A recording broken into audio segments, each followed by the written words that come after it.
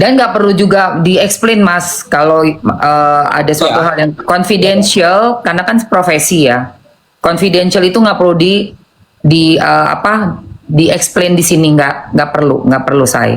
Yang penting Mas Sunan sudah melakukan Klarifikasi. Mbak Emma, saya kemarin sempat memposting foto saya. ya. Foto saya dengan siapa namanya? Oh, sorry. Saya sempat memposting foto saya lagi berada di kediamannya FS. Oh, Ya, iya. saya lagi sama suaminya FS. Oh, Nah, oke. jadi infonya banyak sekali yang bertanya, digoreng. Oh, Bang Sunan mau lakukan apa, negosiasi apa-apa gitu. Perlu digarisbawahi, termasuk klien saya, Dokter Oki sampai nanya, Iya, Bang iya. Sunan, ngapain kok Bang Sunan ada di rumah sana? Ada apa Bang Sunan? Katanya. Saya cuma ngomong gini, Dokter Oki, tidak ada sejarahnya seorang Sunan Kalijaga ya berkhianat kepada kliennya. Tidak ada. Itu dulu yang Dokter Oki harus tahu dan pastikan. Jadi keberadaan saya kemarin di kediamannya suaminya FS itu tidak ada kaitannya dengan perkara apapun.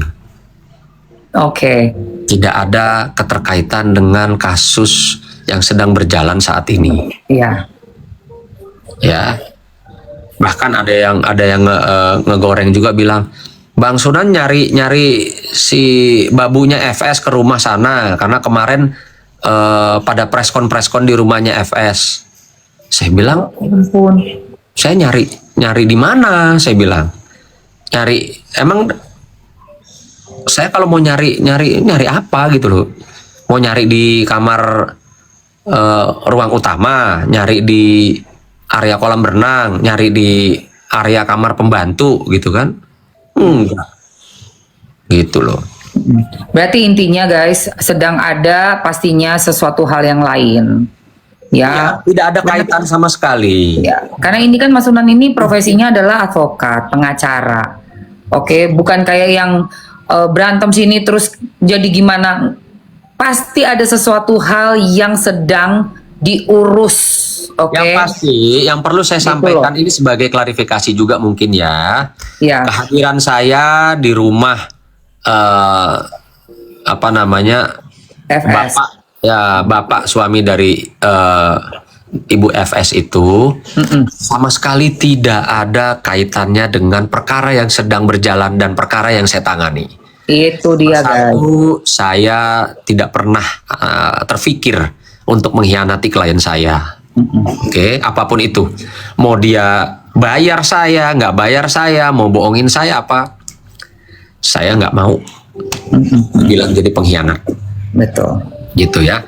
Jadi kehadiran saya kemarin itu saya klarifikasi tidak ada kaitannya Nggak ada kaitannya. dengan kasus yang berjalan, tidak ada kaitannya dengan Dokter Oki.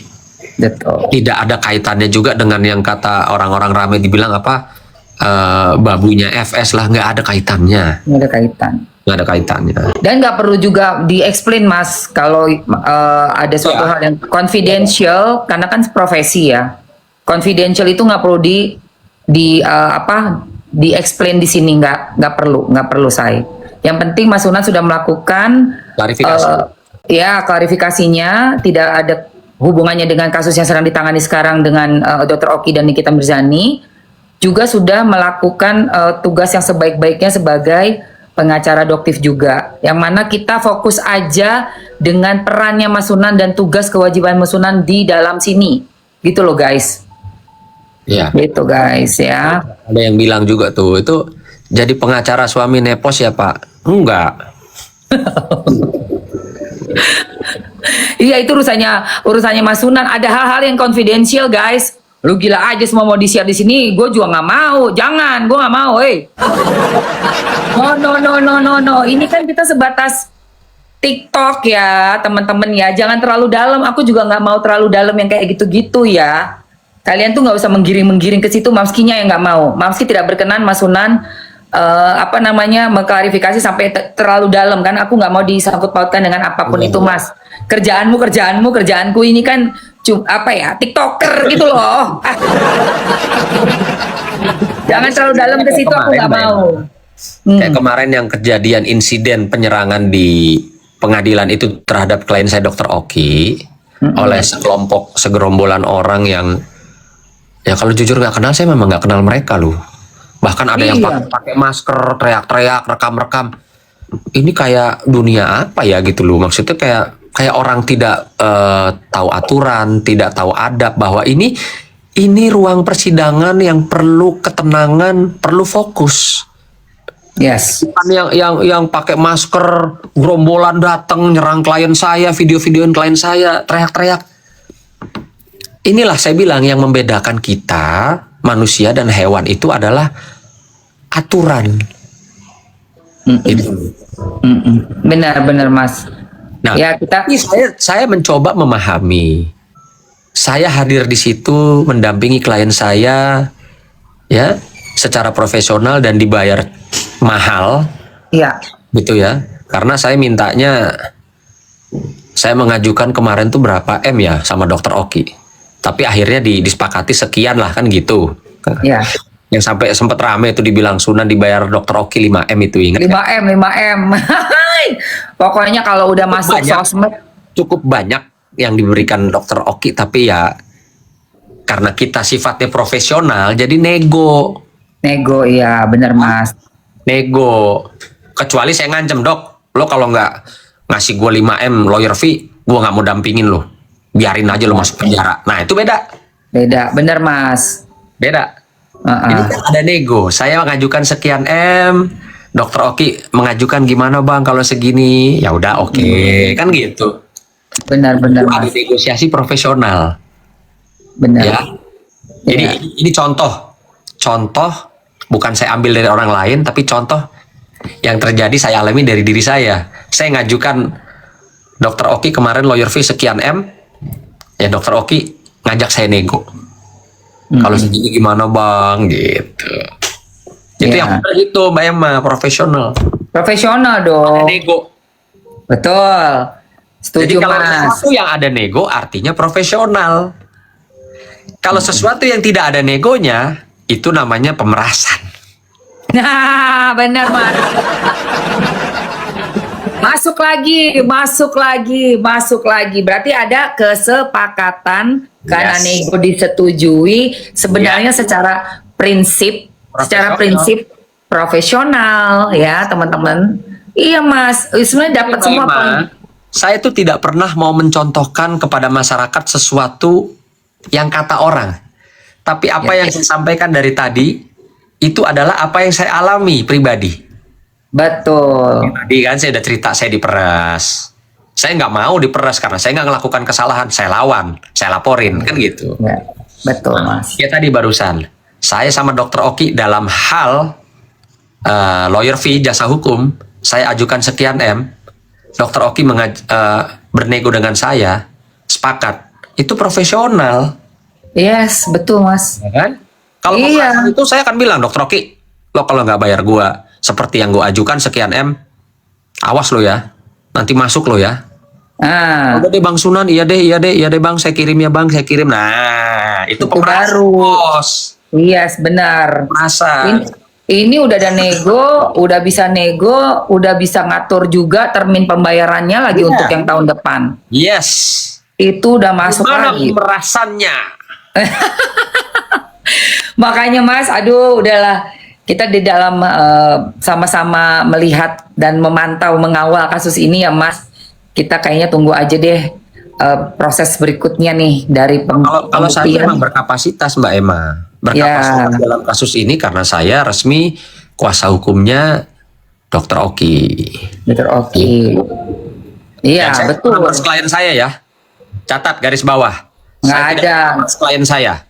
Saya minta sekian M, secara resmi saya ajukan sekian M, tapi dinego sama beliau dan kami sepakat, kami terima. Itu profesional. Yes, betul banget Mas. Benar banget. Aku saksinya karena kan dulu Mas Sunan juga sama aku kan. mengawal kasusku tahun Iya. 2010.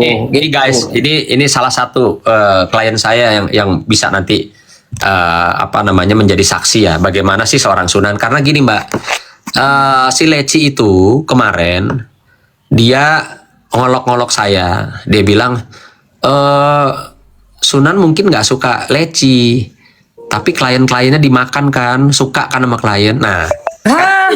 nanti sekarang Gila. ini Mbak Emma. Ini mumpung ada Mbak Emanya nih.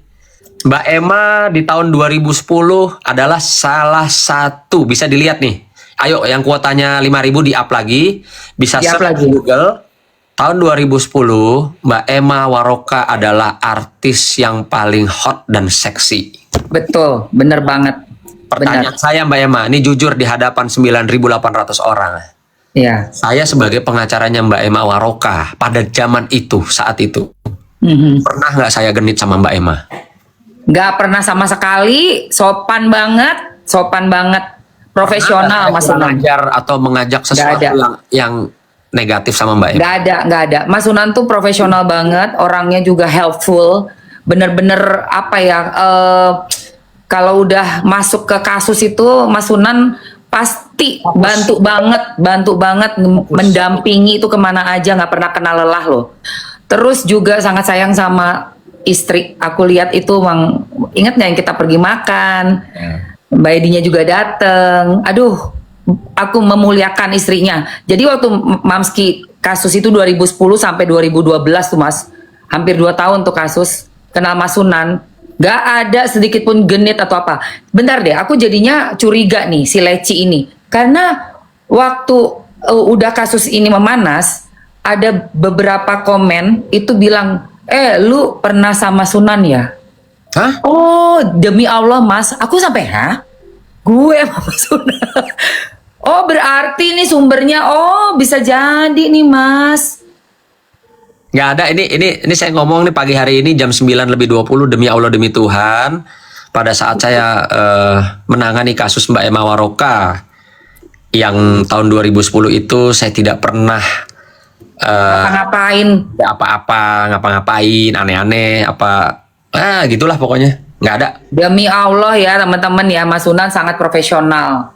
Jadi itu omongan si Leci, aduh, aku tuh gini loh Mas, karena aku nggak mau nanggepin dia udah aku eliminasi, jadi di blok semua, aku blok semua, karena aku nggak mau terganggu konsentrasiku kepada fokus masalahnya kasusnya. Kalau Gitu, aku Mas. sih nggak aku blok Mbak, Oh. biarin aja dia tetap bisa ngelihat aku, karena terakhir itu dia masih, kalau saya buka Instagram saya dia masih ngikutin saya, fallback dia masih follow saya nggak follow. Oh alah. Oh gitu. Kalau aku emang aku nggak mau ngelihat dia Mas. Jadi biar aku ini supaya menyaring juga. Jadi ada beberapa memang sengaja aku eliminasi. Soalnya aku mau fokus banget sama si kasusnya ini loh. Mungkin aku jadi baru tahu dari Mas Sunan juga, karena memang ada beberapa komen yang bilang kamu udah pernah ya sama Sunan. Oh lu kan sama Sunan titik-titik. Ya Allah. Parah ya. Gila sih, serangannya sih membabi buta sih menurut aku. Ya, itu itulah. pola mereka memecah konsentrasi. Ya, itu Pola mereka. Mas. Pola Ya, mereka itu. termasuk yang ada miss gosip juga kan. Akhirnya blunder menyenggol-nyenggol skincare, owner brand skincare yang satunya yang gede juga. Iya dong si Mbak. Wah, oke. Lucu ya. Pas sidang Dokter Oki itu, saya persis ada di barisan mereka. Jadi samping saya itu ada seorang perempuan yang pakai dress code biru-biru gitu ya. Iya. Orangnya gemuk gitu ya. Terus nggak tahu, saya baru tahu kalau orang-orang bilang itu Miss apa namanya? Miss gosip. Saya persis saya liatin gitu kan. Dia diam aja, nggak gimana sih. Iya. Dan saya Jadi- persis ada di belakangnya FS, persis ada di belakangnya RG gitu kan. Mengawal jalan persidangan tuh saya ada di sisi mereka, maksudnya ada di barisan mereka, saya kebetulan dapat tempatnya di situ gitu. Betul Mas. Gak apa-apa, bagus sih. Sebenarnya nggak ada masalah kita duduk dimanapun. Betul. Iya dong, kita boleh kok duduk dimanapun gitu. Oke lah Mas kalau begitu. Oke. Ya udah deh, kita lanjut lagi ya Mas. Aku tak jualan dulu. Berarti kita jumpa Kamis lah ya. Saya pastikan gini Mbak, kalau saya datang ke pengadilan Jakarta Selatan, sidang Nikita Mirzani, tidak berkapasitas juga nggak enak Mbak. Yes, betul. Tapi saya pastikan kalau memang klien saya Dokter Samira atau Doktif dipanggil sebagai saksi, saya pastikan saya akan hadir dampingi.